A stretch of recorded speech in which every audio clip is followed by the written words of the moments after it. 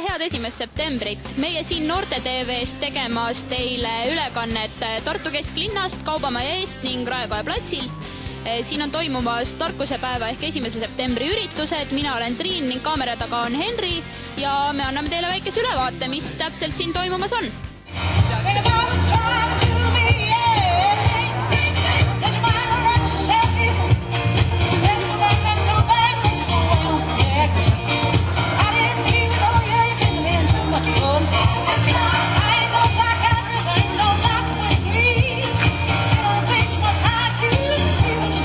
Tarkuse päev toimus ka see aasta Tartu tänavatel ja tähistada kõigi õpilaste uue kooliaasta algust.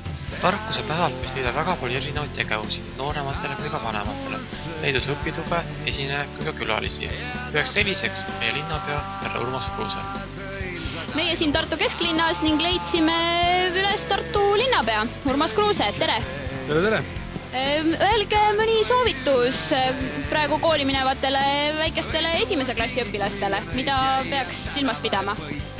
Kindlasti peaks silmas pidama seda, et õppimine on hästi oluline, aga kunagi ei tohi ära unustada ka mängu.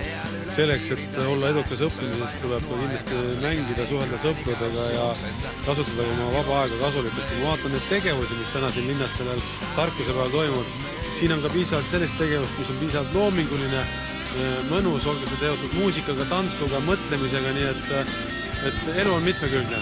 Et ühesõnaga soovitate rohkelt huvitegevust? Kindlasti, sest huvitegevuse roll isiksuse kujunemisel ja elukvaliteedis on väga oluline. Väga hästi. Ja mida te soovitaksite neile, kes juba kõrgemas astmes ülikoolis õpivad? Kindlasti neil on juba lihtsam aru saada sellest, et kelle jaoks nad õpivad. See kindlasti on ennekõike enda jaoks, aga ärge unustage kunagi seda, et õppimine ei ole paari aasta tegevus ega ka 5-10 aasta tegevus, vaid õppimine on kogu elu ja see elu on ilus ja pikk, kui õpitakse ka 80-90 aastaselt. Seda kindlasti. Ilusat tarkusepäeva teile! Aitäh, meelt teile kõigile! Selline oli linnase tervitus Tartu noorematele ja ka vanematele, aga sellega olnud päev kaugeltki veel läbi. Õhtu naeraks ja kindlasti väga tantsuline etendus nimega Seks.